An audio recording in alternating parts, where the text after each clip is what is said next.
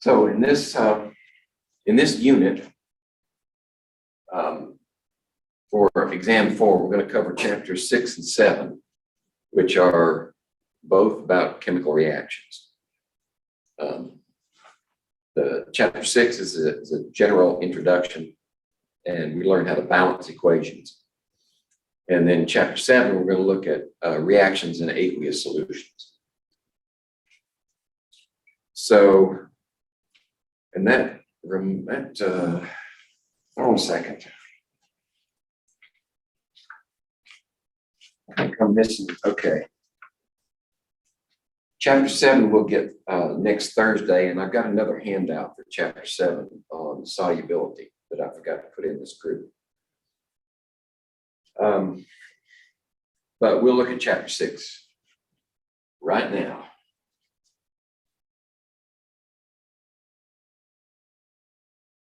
Okay, we don't have a whole lot of ground to cover, and that's good because I've got less than an hour.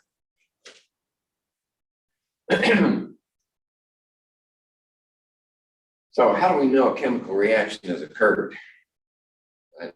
We've approached chemistry as the study of substances and how they change from one to another. They actually change their identity.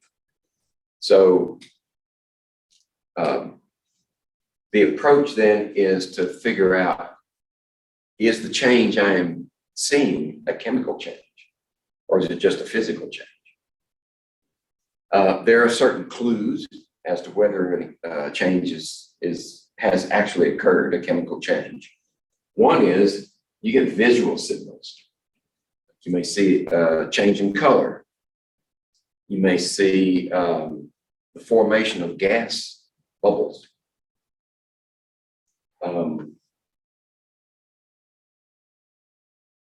Now, to be sure, these are just clues. These are not definitive, and sometimes a reaction occurs and you don't see anything. What's going on happens at the microscopic level, and it doesn't give you any evidence of something that's macroscopically, something you can see.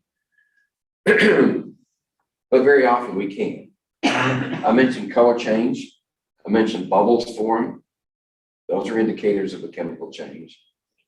If you put, say, two solutions together, and of course a solution would be something you can actually see through, and you put them together and a solid forms, what we call a precipitate. It just drops out of solution. That's guaranteed chemical reaction. And sometimes you will actually feel heat or see a flame for chemical reaction. If we turn on a Bunsen burner and light it, that's definitely a chemical reaction. Or if you, let's see, what's another good one? Well, there are heats of solution.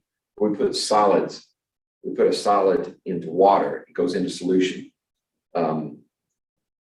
There's a chemistry that happens there that generates heat sometimes, or sometimes it gets cold. If you work in a hospital, there are cold packs and hot packs, and you break the capsule inside, you mix it up, and it either gets hot or cold. There's a chemical reaction going on there between the solid and the water that it's trying to dissolve in. Okay, so those are indicators. Here's a good example, if you're interested. All you need is a glass of water, and you need to add a little bit of acid to it, say lemon juice should do.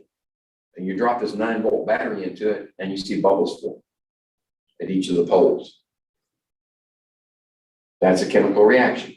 One of the poles, let's see, which one's being reduced?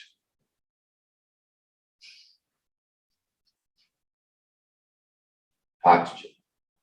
So at the negative pole, oxygen will form, and at the positive pole, hydrogen will form. So there's your clue. You see bubbles. You're pretty sure that you've got a chemical reaction going on.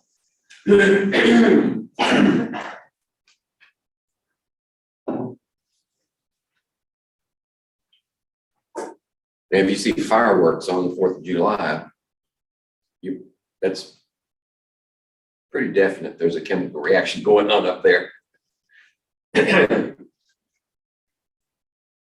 Okay, in this case, we've got hydrochloric acid is added here through this pipette, is added to a solution of cobalt nitrate. There's the cobalt nitrate. We add the acid to it, and it turns blue. A chemical reaction has occurred.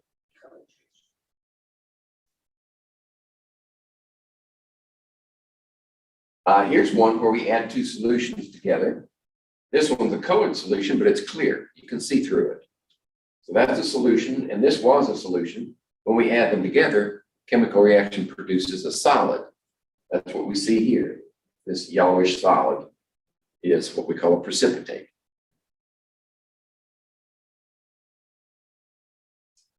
They actually tell us what's in there. Sodium dichromate is added to a solution of lead nitrate. And we're eventually going to learn how to write that equation and balance it. So in this case, it's solid forms.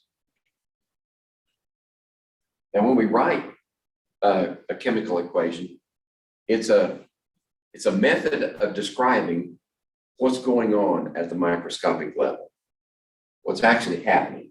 In this case, a molecule of methane is reacting with oxygen and producing other substances, carbon dioxide and water. So you don't have this anymore. You don't have that anymore. Now you've got the products. These are the reactants. These are the products. And the link between them is an arrow from left to right.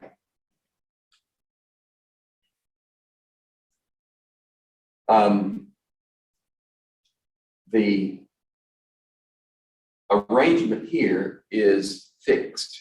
In other words, when we say methane, it has to be one carbon atom and 4 hydrogen atoms together in that molecule. And this one is a diatomic element that we've learned already, oxygen. So when those two combine, we get, according to John Dalton, we get a rearrangement of atoms. They just swap partners. So you get one of these oxygens. Well, this one's not balanced yet, and I'll show you why in a minute. But this oxygen combines with carbon to make carbon dioxide. It also combines with hydrogen to make water. So the way you can tell that it's not balanced is John Dalton again. You have to have the same number of atoms on both sides of the elements. So this one is okay, carbon, carbon, 4 hydrogens. No, you only got 2 on this side. 2 oxygens, you have 3 oxygens on that side. So you know it's not balanced.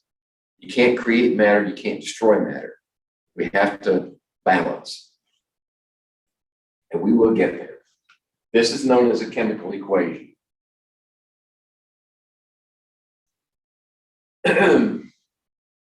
All right. I just told you that one. You have to account for all the atoms of each element on both sides of the equation, and they have to equal.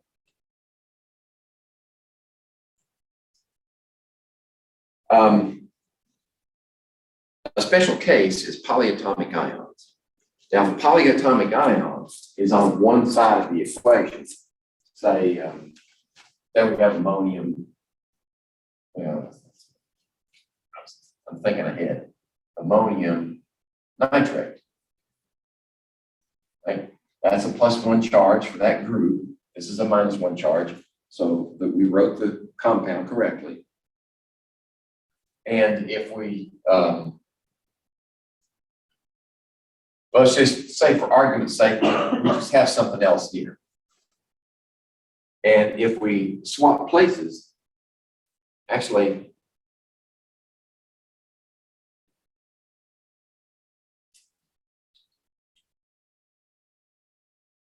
well, the point I'm trying to make is, if these polyatomic ions are the same on both sides, only now it's combined with something else,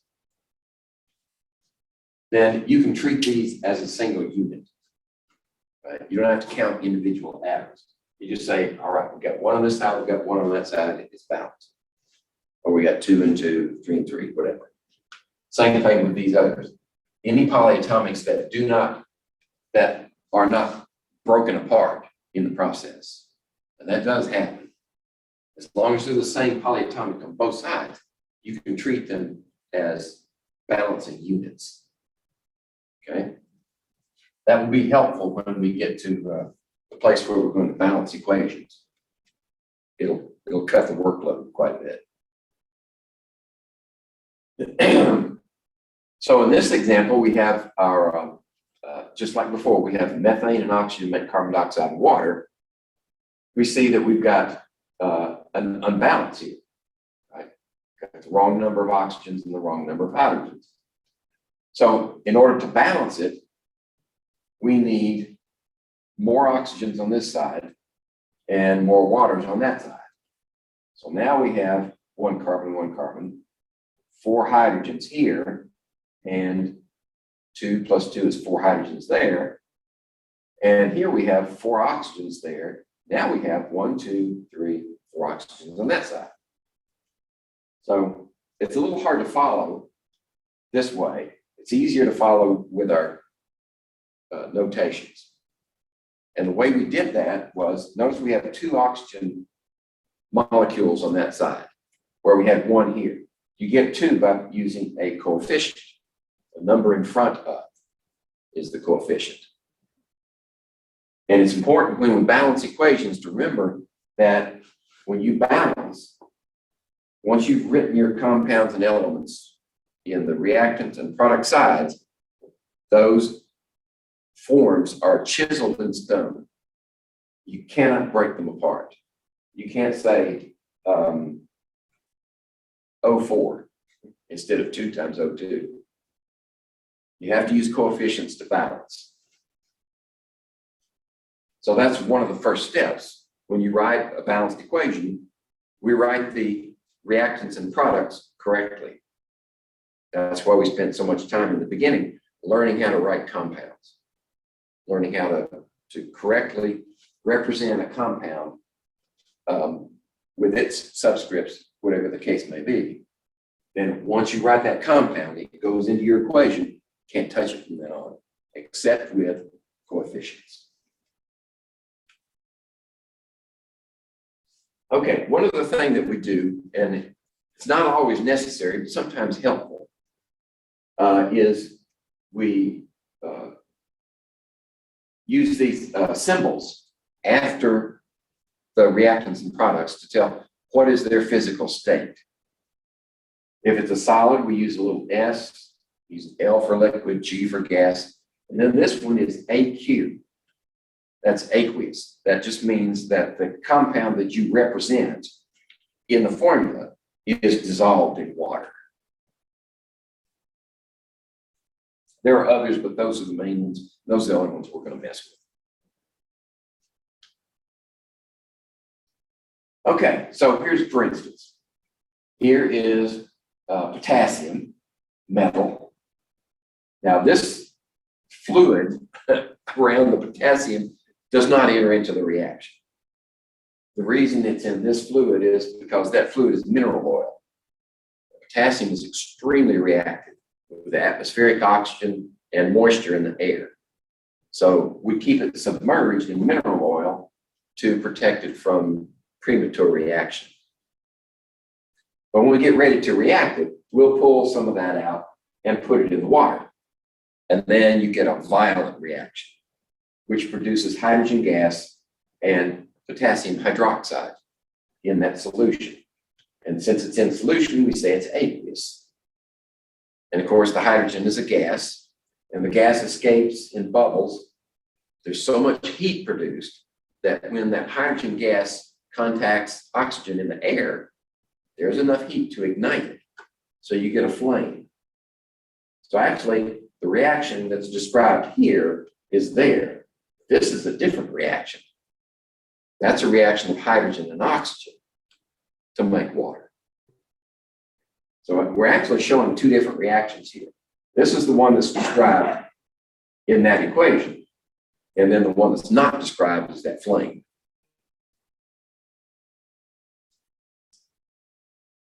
Okay. So let's see if we can make sense of this one. Word problems. Everybody's loves word problems. When, when blue light shines on a mixture of hydrogen and chlorine gas, right? So we've got hydrogen, we have to write it correctly. Hydrogen is a diatomic. And chlorine gas, it's also a diatomic. Okay, something's going to happen. And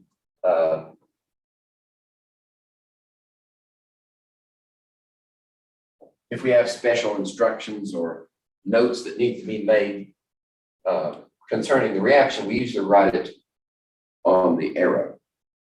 So if we have to add heat, we say heat is like that. And actually, if I were going to write blue light, if I'm going to write light, I would use the symbol for the energy of light, which is Planck's constant and frequency of the light. And so if you see it that way, that just means we're adding energy to it. Okay, so we've got these two in a mixture. We shine blue light on them, and an element, the elements react explosively. In other words, we only need this little kickstart to get them going. If you put them together in a vessel, they will eventually react, but it'll take a long time.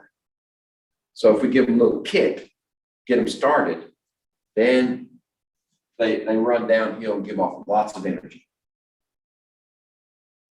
So once they react, we get another gas called hydrogen chloride. Right?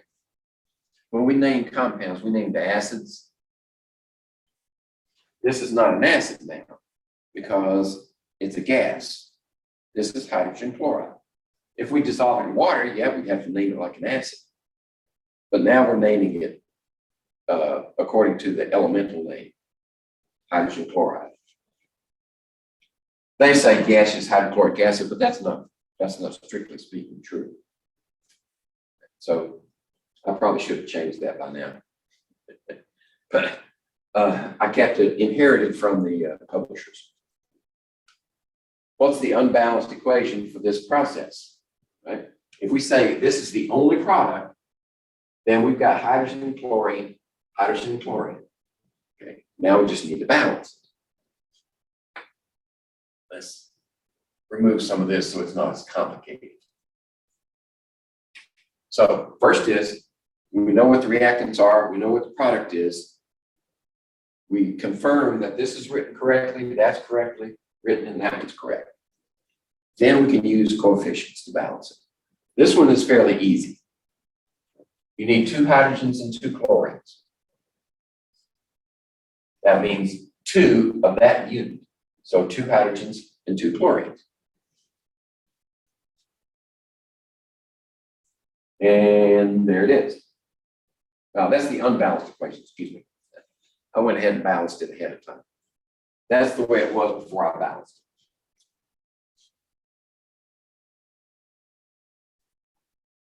it. Okay, looks like we're switching gears again.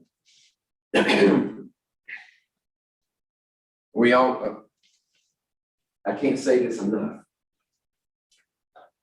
The number of atoms of each element must be equal on both sides. If it's not, then we have either created or destroyed matter, which is impossible. All right. Most of the time, when you're expected to balance an equation, you will be given, at least by name, the reactants and the products. Because most chemical reactions are difficult to predict as to what the reaction will produce. So that's a given. There are a couple of cases where you should be able to deduce the products. And we'll get to one type in the next chapter where we combine 2 liquids and it produces a precipitate, then we should be able to predict what the precipitate is. And it's not as difficult as it sounds. But the vast majority of cases, when you're asked to balance an equation, you'll be given both the reactants and the products.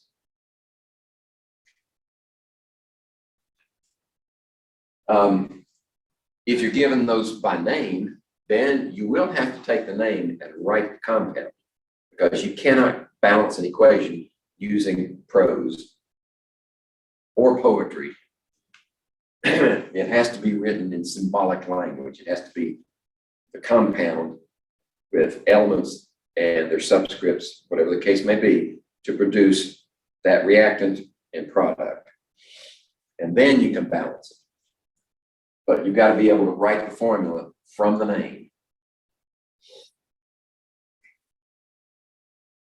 Okay. So how do we balance equations? Well, first of all, if the reaction is described in words, in a word problem, then you determine what are the reactants and what are the products. And as a beginning, as we're developing the skill, it's good to include the states if they're given. Whether it's gas, liquid, solid, aqueous. And then you write the formulas for each of the compounds, elements, whatever the case may be, and put them in their proper place, reactants, products. Okay. And that then will be your unbalanced equation. Once you've accounted for all the reactants and the products and written them correctly, put them in their correct position, now you have an unbalanced equation. Then you balance the equation. I see this time and time again in textbooks. Balance by inspection. Right? That means nothing to me. So I'm going to give you some guidelines to help you balance equations. And one of the handouts I gave you was called Helpful Hints. We're going to go through those after I get through this initial introduction.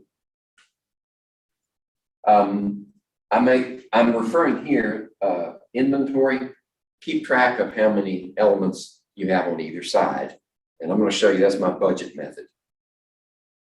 We'll get to that in just a few slides. Okay, this is the author's idea of balancing by inspection. Right? This is the unbalanced equation. Right? You know it's unbalanced because you have 2 hydrogens and 2 oxygens on the reactant side and 2 hydrogens and 1 oxygen on the product side. So we know it needs to be balanced.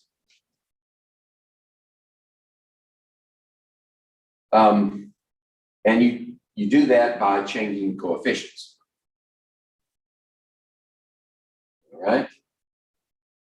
And then you check yourself. Right? You add up the elements on each side and make sure that they're equal. That's where my budget system comes in, because if you use my budget, it's automatic. You're actually keeping track of numbers as you go. So you know when it's balanced and you're done. You don't have to go back in and recount.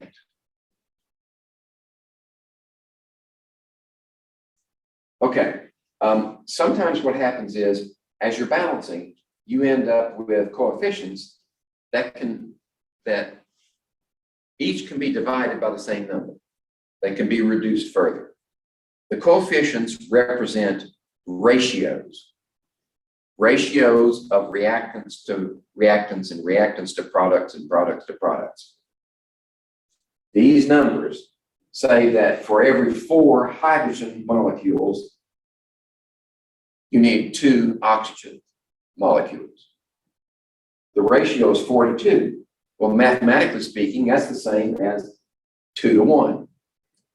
And notice we don't write the 1 there. If you've got 1 there, it's got to be at least 1. So we're not redundant. We don't write the 1. So you reduce it further to a preferred method.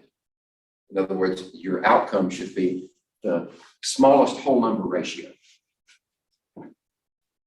Now, there may come a time when we have to use fractional coefficients. Oops. And I'll point those out as we go. In fact, we're going to run across one in just a minute, where we use fractional coefficients to simplify the balancing process.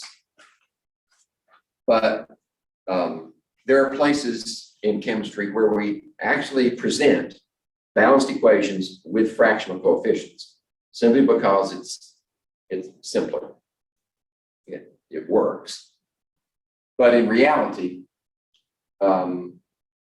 if I put a 1/2 in front of that hydrogen, what am I saying?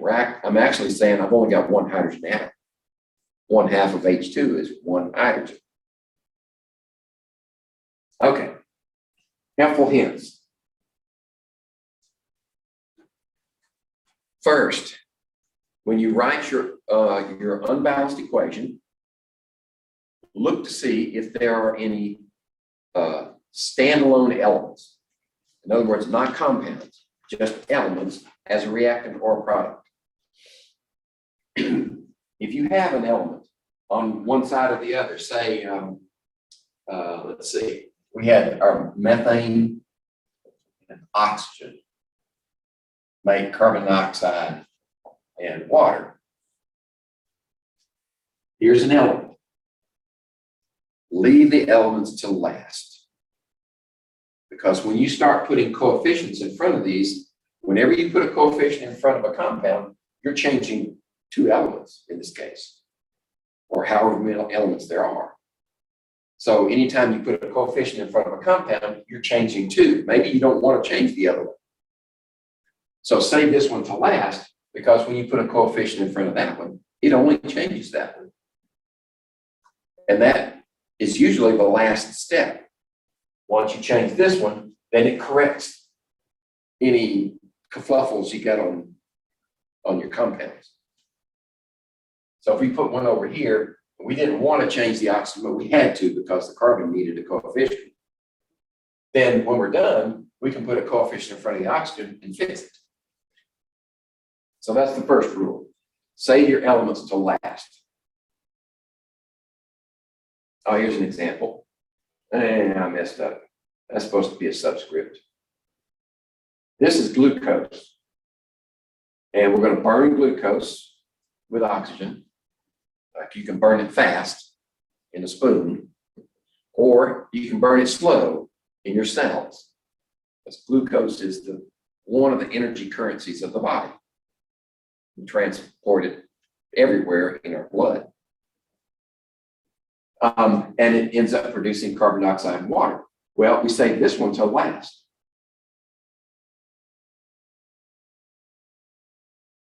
Okay, a corollary to that is, let's see. Actually, that's not so different than number one. Balance monatomic and diatomic elements last. Okay.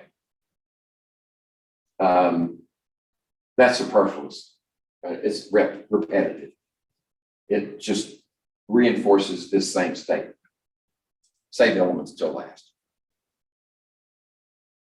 Sometimes it's useful to save water till last also, particularly in those reactions where everything's in solution, in aqueous solution, but water can be a reactant. And if water is a reactant, it's useful sometimes to save it till next to last. I always save the element to last. Sometimes saving water to next to the last helps also. And it just takes practice, right? This is an acquired skill. And the more equations you balance, the better you get at it. That's why that review document is so thick. Because I got lots of problems for you to work. Just do as many as you've got time for. The more, the better. Okay, in this case, I mentioned earlier that we don't, our finished product does not have fractions for coefficients. But occasionally, using a fraction will get you to the goal line more easily, quicker. Notice that in this one, we have, let's see, we have 2 times 8 is 16 oxygens plus 9. 16 plus 9 is 25, right? So if we need 25 oxygens on this side, how are you going to get 25 out of an even number? Anytime you multiply 2 times anything, you get an even number, and 25 is not even. So our intermediate step is to make a fraction. You need 25 oxygens. We'll just take 25 halves. A half an oxygen is 1 oxygen. Times 25 is 25 oxygens. So 25 halves will give you the oxygens you need to balance this side of the equation. Then you get rid of the fraction. So to get rid of the fraction, all you do is multiply the entire equation through by 2. So that puts a 2 here. That gets rid of the 2 there and makes 25 here. That makes 8 into 16, and 9 becomes 18. And there's your balanced equation. And it can't be reduced any further because this is an odd number and these are evens. You can't divide them by anything that will reduce it. So that's another trick, the fraction trick, to get you where you're going. Okay, there's another one that pops up every now and then. In this case, we've come to the point where, in this reaction, where we have ammonia, oxygen together, react and form nitrogen monoxide and water. In order to end up with the right number of hydrogens, notice there's hydrogen here and hydrogen here. This one has 3, this one has 2. So if you multiply this by anything, it's going to give you an even number. And we need an odd number. Well, the solution to this problem is to do 2 coefficients at once. And the coefficient you use is based upon cross multiplication. This one has a 2, put that 2 over here. This one has a 3, put that 3 over here. Now 3 times 2 is 6, and 3 times 2 is 6. And we got the right number of hydrogens in there. Then you have to go in and finish the balance after you get that done. So this probably is not balanced. Well, we still have a fraction here also, so we got to get rid of the fraction. So if we multiply by 2, then we get, well, it doesn't show you. Then you get 4, 5, 4, and 6 as your coefficients. Okay. So this last hint has to do with the polyatomics. If you've got a polyatomic on the reactant side and the same one shows up on the product side, unchanged. In other words, it has not been broken apart in the process. Then you can use it as a balancing species in the process. And I'm going to show you one in this next, well, you see it there in the lower left-hand corner of the slide. That's coming next. Okay. So here's our unbalanced equation. Let me do it on the board. I mean, I've got it animated here below, but sometimes it's better to see it in more than one place. So let's put it up here on the board. NH4 PO4, ammonium phosphate. We need 3 of these. And then I'm going to leave out the aqueous and the solid just for space. And then we're going to react that with calcium chloride. And notice I'll leave space here for my coefficient. And then we need calcium phosphate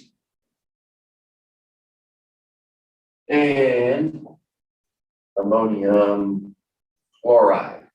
See that? There we go. Okay, so I wrote each one of those correctly. Next thing you do is take an inventory. Say, on this side, the reactive side, how many of each one do you have? Well, let's see. We've got an ammonia here and ammonium there. We've got a phosphate here and a phosphate here, and they're intact on both sides. So I'm going to use those as balancing units. NH4, phosphate, calcium, and chlorine. And then we say, how many do we start with? This is our initial inventory. We've got 3 ammoniums. We've got 1 phosphate, 1 calcium, and 2 chlorines. On this side, we've got 1 ammonia. We've got 2 phosphates, and we've got 3 calciums, and we've got 1 chlorine. Okay. So you can see as we proceed, you can see that they're not equal. We don't have a balanced equation. We also don't have any free elements here. So the next question that ought to pop up in your head is, where do you start? Well, if you follow all the rules, it doesn't matter where you start. But sometimes with experience, you can figure starting in one place versus another get you there quicker. But in this case, let's just say I have no idea where to start. So why don't I start at the top? Right. We got 3 ammonias here. I need 3 over here. And eventually, if you wrote the compounds correctly, you will balance eventually. If you write your compounds incorrectly, it will never balance. So if I want 3 ammonias, I do that, and that makes 3 here. It also makes 3 chlorines. Okay? So how about phosphate? Well, I got 2 phosphate there. I need 2 phosphates here. So I got 2 phosphates, but look what it did. It changed my ammonias. I got 6 ammonias. Okay? So it's becoming obvious to me I started in the wrong place. So I'm going to back up and start over again.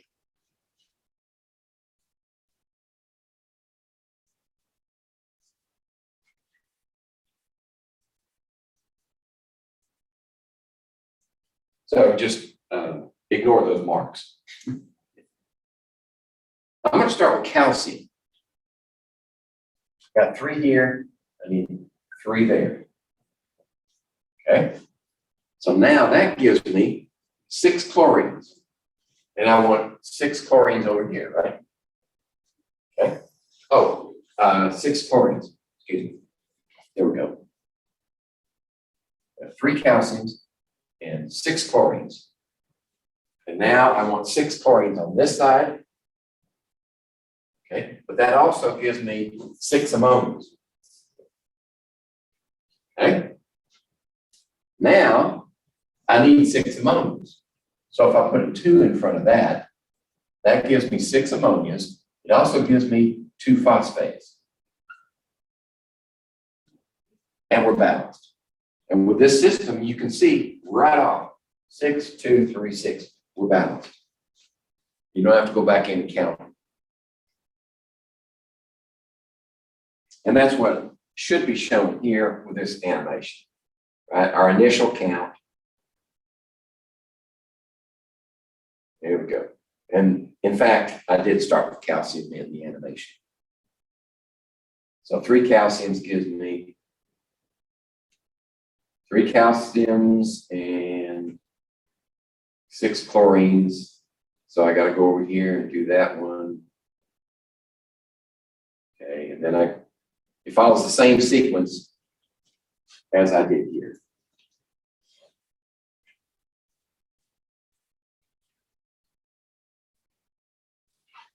And what we'll do is we'll get through chapter 7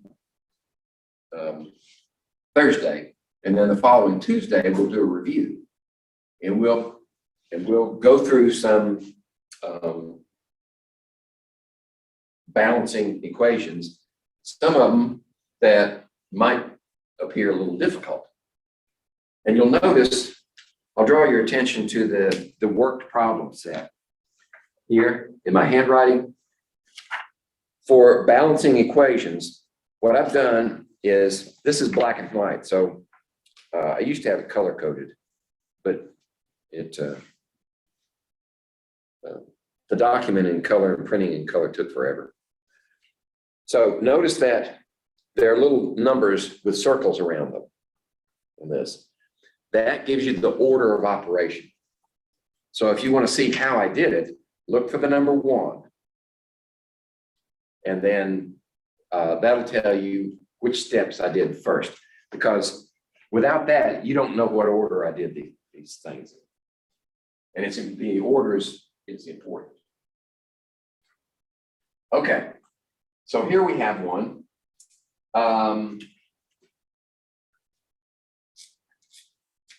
What's the sum of the coefficients? That's a typical test question. Once you get the thing balanced, what's the sum of the coefficients? And when you do that, don't forget the number 1. It's not written, but it has to be added in to answer that question. Okay. So if we have this one, FeO, and oxygen, and it makes Fe2O3. Back this arrow up a little bit. Okay. With some experience, you could probably balance that in your head. You just put a 2 over here, and that makes 4 oxygens. Well, no, let's not. Let's do the budget method.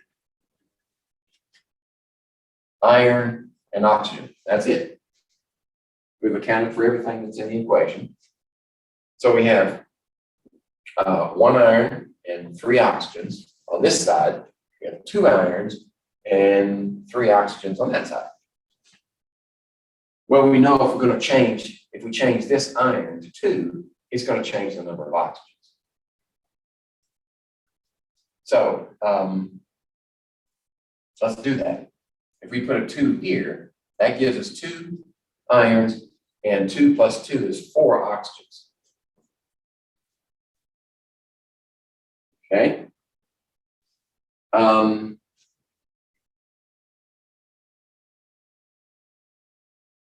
What if,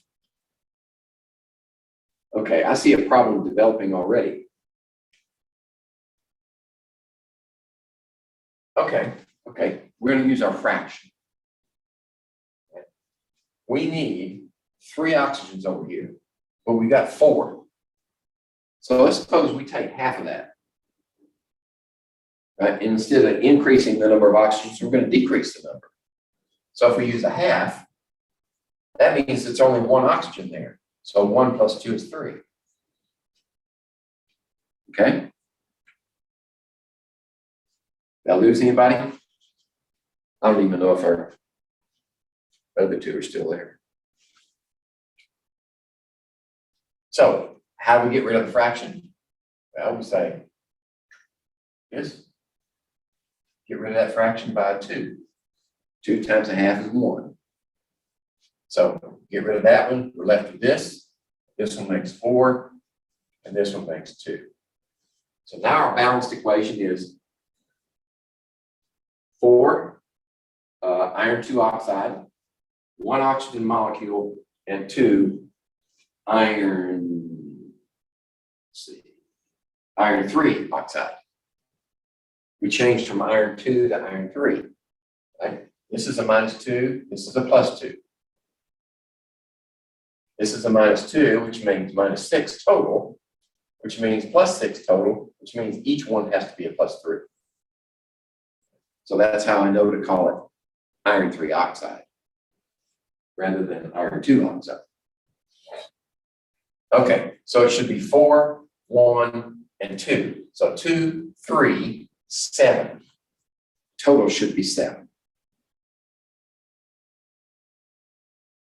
Okay.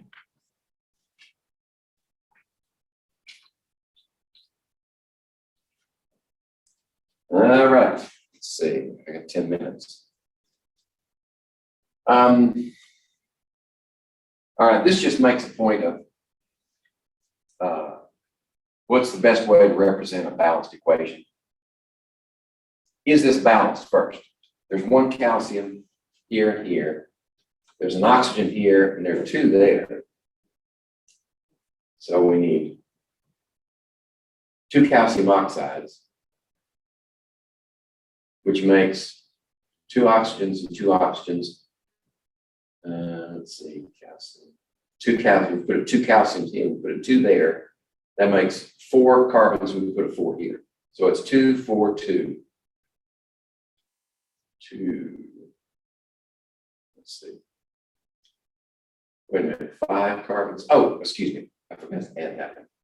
So we had 4 plus 1 is 5. So this should be a 5, this should be a 2, that's a 2, and that's a 1. So if I'd have done that with my budget method, I wouldn't have made that goof in the middle of the sentence. Now, these others, this would be proper. I mean, the ratio is correct. 1/2 to 1 to 2.5 to 1 is a correct ratio, but it's not preferred. It's not whole numbers.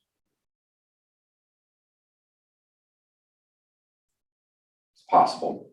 That one is the correct ratio. This one is not the correct ratio. These are all correct ratios. And it's important to think of these coefficients as ratios, because when we get to the topic of stoichiometry, where we say, what mass goes in, what mass comes out. That's where we're headed.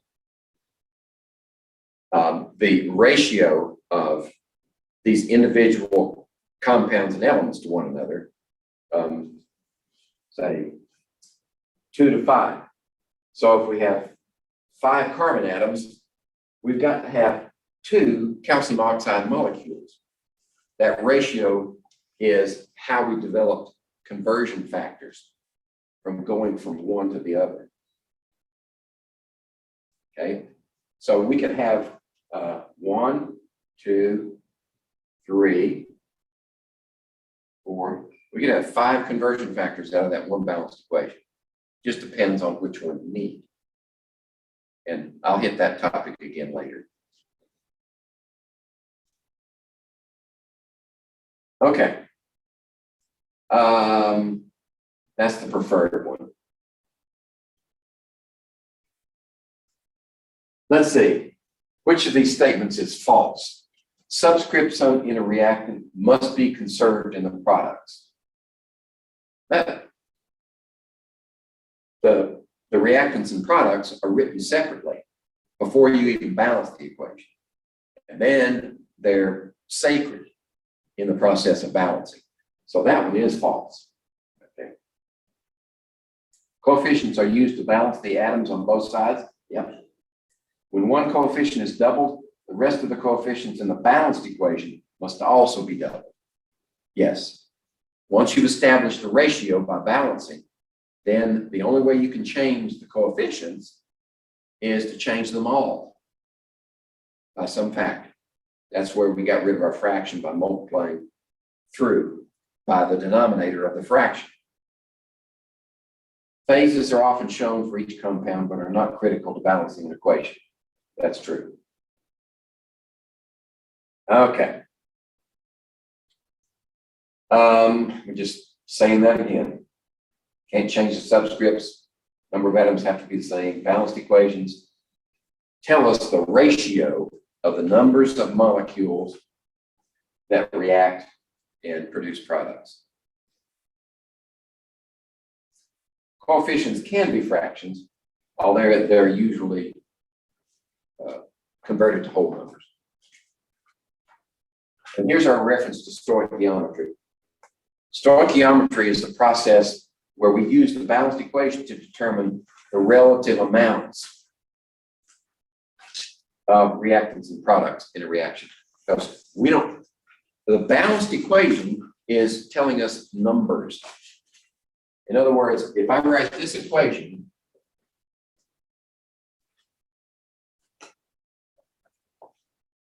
Okay? All right, that equation. Now it's balanced. This tells us that 2 molecules of hydrogen combine with 1 molecule of oxygen to make 2 molecules of water. And that ratio is, it describes the reaction, but it doesn't say anything about the mass. If you need to know the mass that goes in, then you've got to be able to convert the amount of that one to mass and the amount of that one to mass. But you cannot ratio the masses. You have to ratio the numbers of atoms. And then the masses come as a secondary product. That's stoichiometry. Okay. And that's actually, from a practical standpoint, that's more important because we don't have any balances. We don't have any devices, at least not at a community college. We can't afford it. That where we can count atoms and molecules. We have to estimate very precisely sometimes, accurately, I should say. And then convert to mass, because mass is what we can weigh in the lab. And actually, mass is one way to represent stoichiometry. Other ways, with gases, you can represent stoichiometry as volumes of gases at a given temperature and pressure. But for now, we're just going to say masses, because this is an introductory course. But there's more to it than that. Stoichiometry is a broad field. So that's it for chapter 6. And we'll look at, on Thursday, we'll look at, let's see, aqueous solutions, acid-base reactions, oxidation reduction reactions, and how to classify reactions. So that's it for today.